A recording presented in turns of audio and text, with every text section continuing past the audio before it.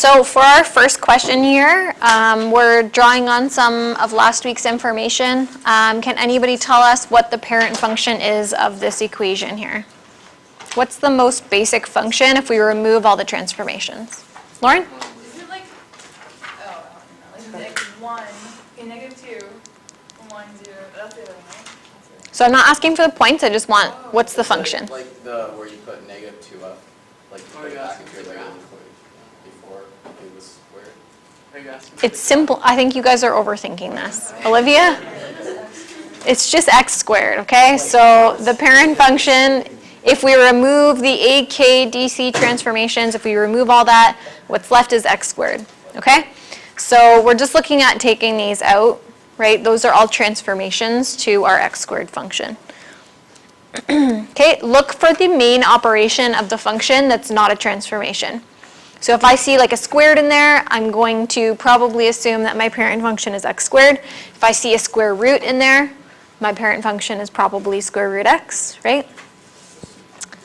Okay, so we've done 2 parent functions so far, x squared and square root x. We've also performed transformations on other just like sets of lines and stuff like that.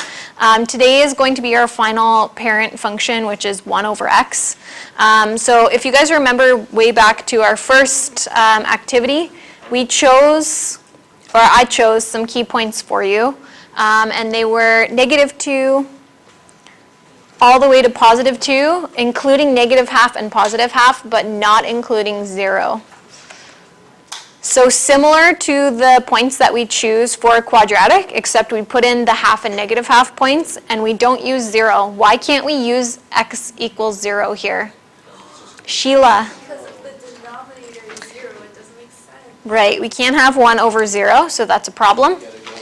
And then we found when we plugged these in our initial investigation that we got -½ -1, -2, 2, 1, and 1/2. Okay, there are also, and these are a big part of the key pieces of information for this function, there's also a horizontal asymptote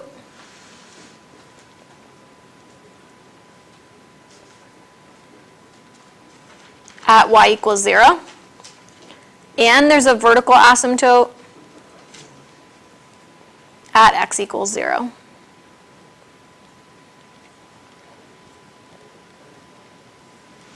Okay, so whenever you do transformations to this function, you are going to make sure that you draw the horizontal and vertical asymptotes with every transformation that you do. And these are actually going to shift with our d and c value shift. So I'll show you guys how that happens.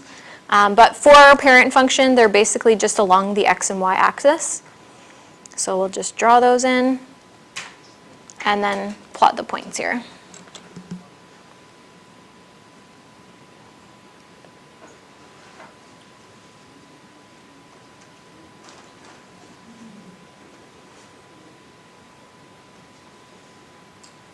Okay, one thing to make sure of is that your graph is not touching or crossing the asymptotes. Graph just kind of curves toward them, but it never hits them.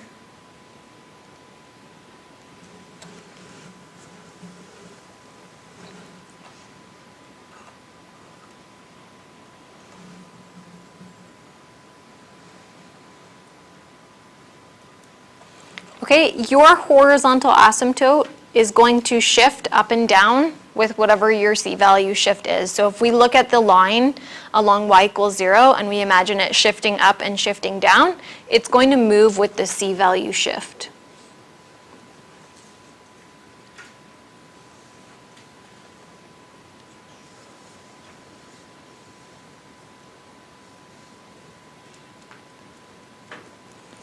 Okay, and then the x value, the x equals 0, the vertical asymptote, if we imagine that shifting, it can shift left and right, which is the d value.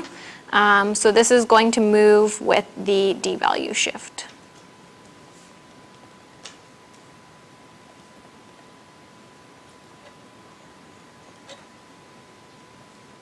So essentially what happens is whatever your c value is becomes your new y equals number asymptote. So y equals c essentially is the horizontal asymptote, and whatever your d value is after you've switched the sign that it looks like in the equation.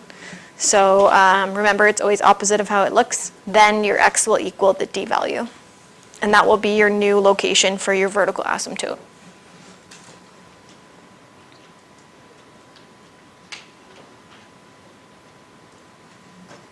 Can I scroll? We're all good? Okay. The other thing that you should kind of know for these 1 over x functions, just like with k and d, when we worked with x squared and square root x, the k and d were inside with x being squared or square rooted. Now that x is 1 over x, so it's in the denominator, the k and d will actually go where the x goes, which is in the denominator. So when you see a transformed function after this, you're going to see this. It will be a and c on the outsides, as it usually is. And then you're going to have like your 1 over x part. And you will have k x minus d in your denominator. So wherever x is, that's where k and d will also go. And then if you want to just simplify it a little bit, you can actually multiply a into the numerator. And you'll have a times x minus, or a over k times x minus d plus c. So this is how you're going to see your transformed equation when you put transformations into the 1 over x function. So I just multiplied a by 1. So we're just multiplying it in. That's what we have to do. Yep. So basically what you see here goes into the denominator with x. So in our case here, g at x is going to be equal to 2 on the top. That's where a goes. And then x minus 1, you're going to see that in the denominator. And then your c value is plus 0.5. Thomas, did you have your hand up? Yeah, I was wondering if instead of we started with like 2 on the top, can we multiply a by 2? So, What do you mean by that? so like if, can I just go to the board? Yep. If like this was a 2, That will never be a 2. it'll never be a 2? No. It'll always be a 1. Well, the function is 1 over x, right? Right. So that's going to be a 1 there.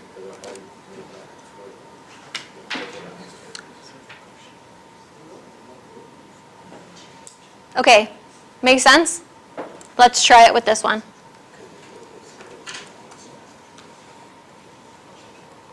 So your a value will be in the numerator. Take what's in your brackets here, that's your denominator.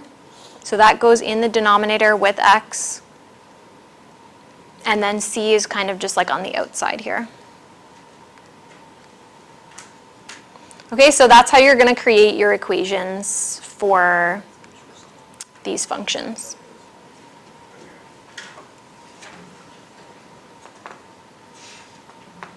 Any questions? So far, so good?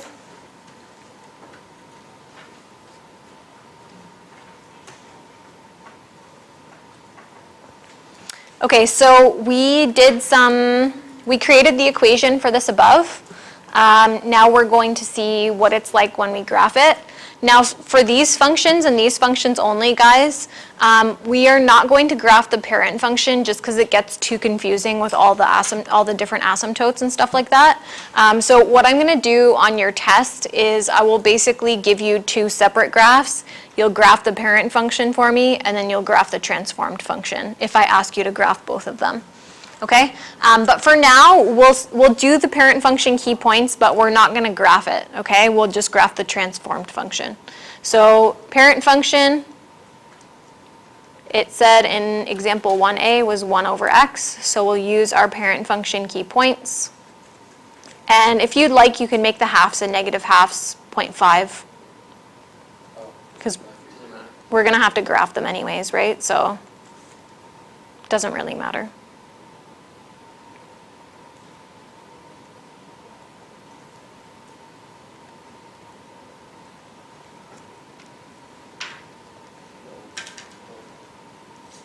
Okay, and the asymptotes are an important part of the key pieces of information because they will tell us where our new graph needs to kind of curve around.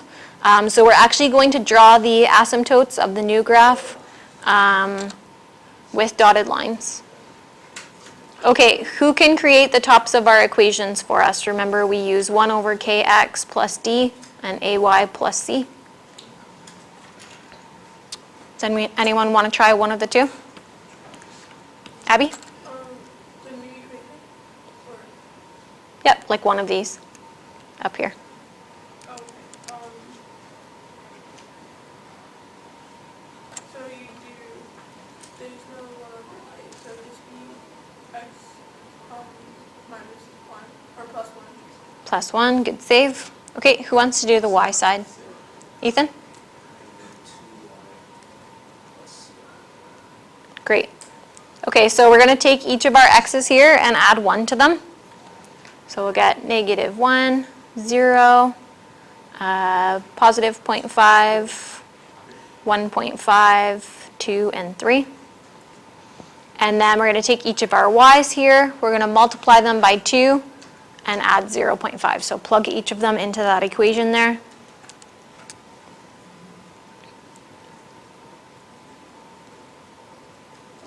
So I believe this one stays the same.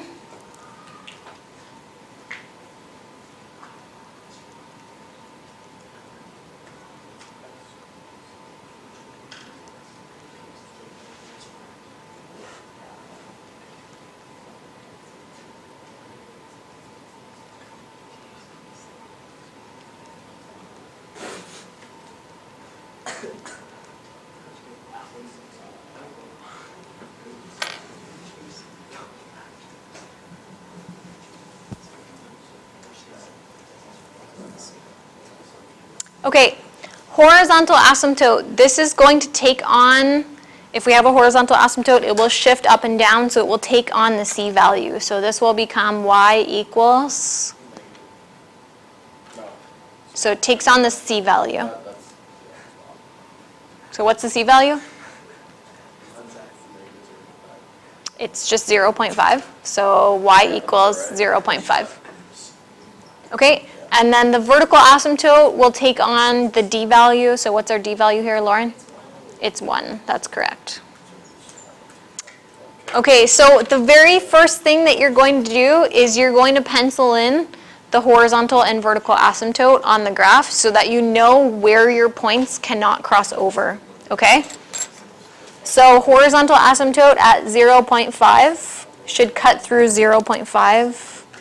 Shh, guys. Okay, so there's our horizontal asymptote.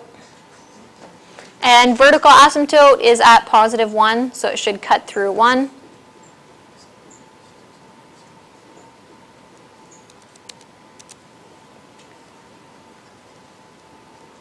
And we're going to make sure that we label both of those with their equations.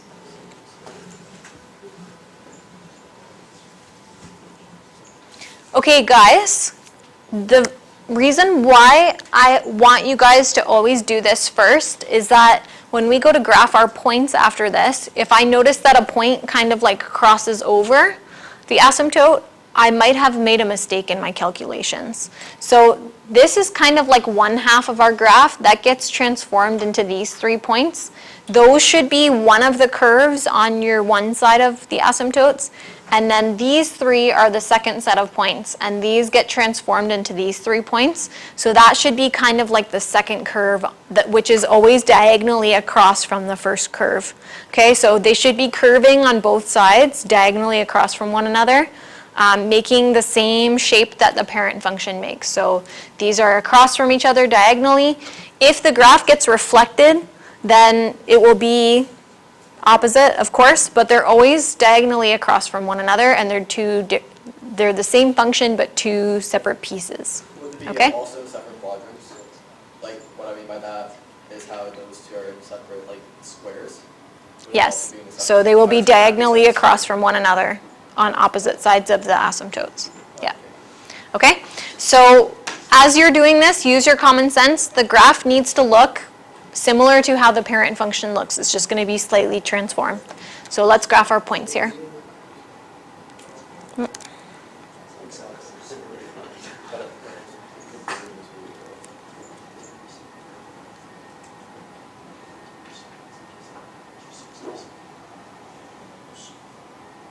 Okay, and then our graph is going to curve around our new asymptotes here. So that's one side. That makes sense. It doesn't cross over the asymptote. It's a set of 3 points. It makes one side of the curve. I should expect my other side of the curve to be up here, right? Diagonally across from the one I've just drawn, if I've done it right.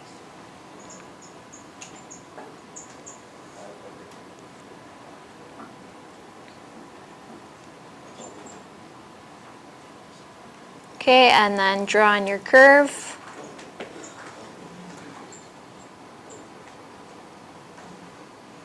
And I'm going to label it with the equation that we figured out above. Okay, so same equation that we worked with in part A. So labeling with that equation from example 1A.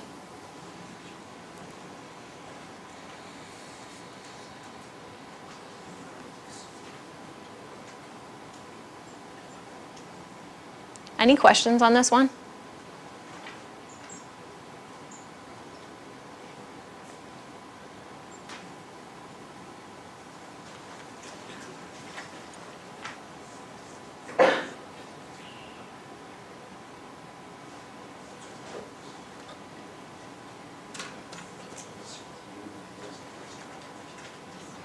Okay, can I scroll to the next one?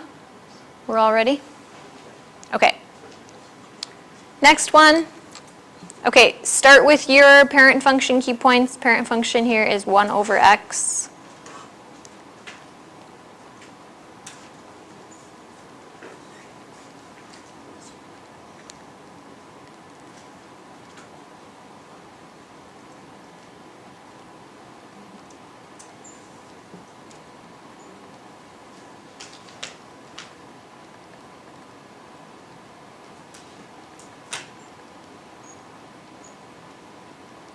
Okay, when you do your equations of your asymptotes, it is not horizontal asymptote 0, vertical asymptote 0. It is horizontal asymptote y equals 0 and vertical asymptote x equals 0. Same thing when they get transformed. The equation of a vertical line is x equals the number, and the equation of a horizontal line is y equals the number. So if you don't have the x equals part or the y equals part and you just say 0, that's actually nothing. It's not a coordinate on a graph. It's not a line. It's just a number. So it actually doesn't relate to the graph at all. So you need to make sure you have the y equals and the x equals, okay? Question or stretch? Okay. All right, let's set up our equations here. Can anyone do one of the two sides for us?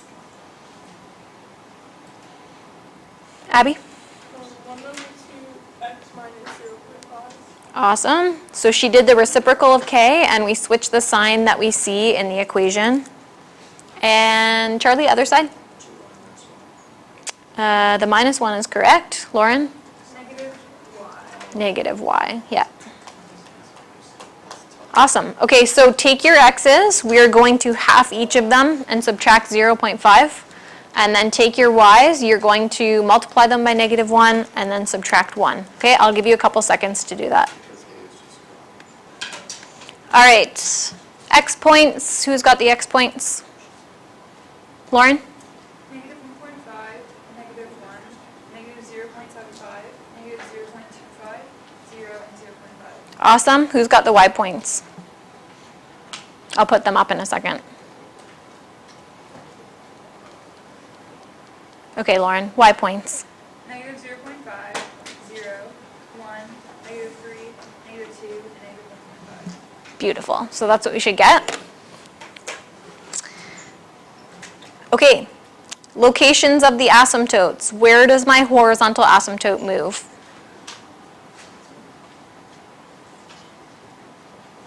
Josh, do you want to try? Yep. We do 2 times negative 1, which is negative 2, subtract 1. okay. Lauren? Y equals negative 1. Yes, so this will shift up and down with the C value shift. So if C is -1, then our horizontal asymptote moves to -1. And vertical asymptote. George? X equals -0.5. Yes, -0.5. It moves with your D value here. Lovely. Okay, let's sketch these now. So first things first, plot the asymptotes. This is going to show you where your graph needs to curve around. Label them.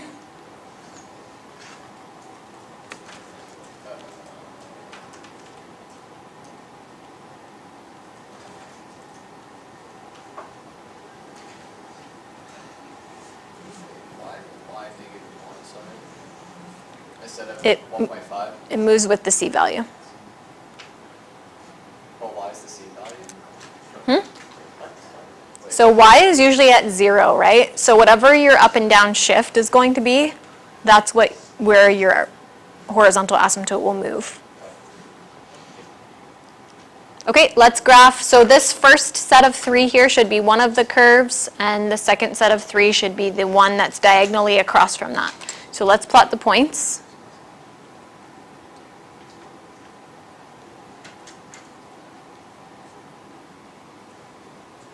So this one is very close to the asymptote, but it still doesn't touch it.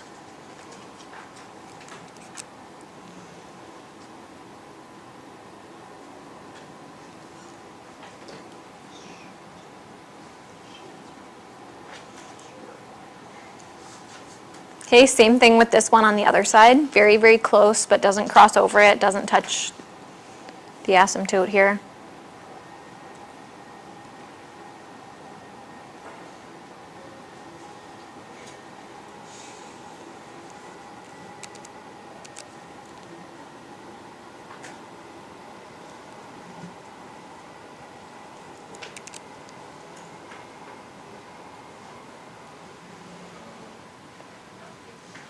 Okay, and then you're just going to extend your ends so that they curve toward and around your asymptotes, okay? So you will notice that if you don't have those asymptotes penciled in, you're not going to know where your graph needs to stop going past those kind of invisible lines, right? So you need to have those asymptotes there, and then final label. Zach? If there's like no D or C value, would you just put in it as 0? Yes, so if there's no vertical or horizontal shift, they stay at 0. Or if there's one and not the other, one of them stays at 0 and the other one moves. Okay, and then I'm just going to label with our example 1b equation from above.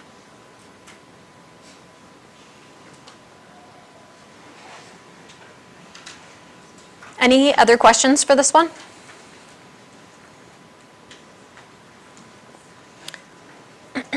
Okay, there's one more question that I want to pose to you guys about this, and that is, what happens here when we have a vertical and a horizontal reflection?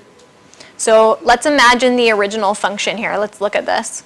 What happens when we flip this vertically? What does it look like? Show me with your hands. Okay, so we go like this. So we get this. Agreed? When we have a vertical reflection, each piece flips, one up, one down. Now what happens when we also have a horizontal reflection? What happens here? Take these pieces and they then go like this, and then what happens? We get back to the original function. So what happens here when we have a vertical and a horizontal reflection is that they actually cancel one another.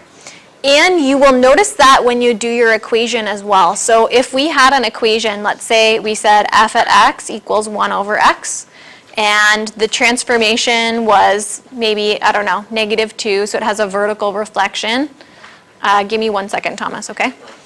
And maybe it's just, we'll do it just simple here. Okay, maybe this is your function. So when I go to put these together, sorry, this would be g at x. When I go to put these together, I get -2 over -3x. Well, what do we know about rational expressions? What should I do with the negatives? I technically cancel them out. And does this make sense with what we just talked about graphically as well? Does a horizontal reflection and a vertical reflection cancel each other out on this graph? If you can cancel, then it's cancels. Yeah. So graphically and algebraically, if I have, for this function only, right, for the 1 over x function, if I have a vertical and a horizontal reflection, they basically cancel one another out. Okay? You can still do them in your calculations if you want to, but they will cancel one another out and you won't really need those in the end.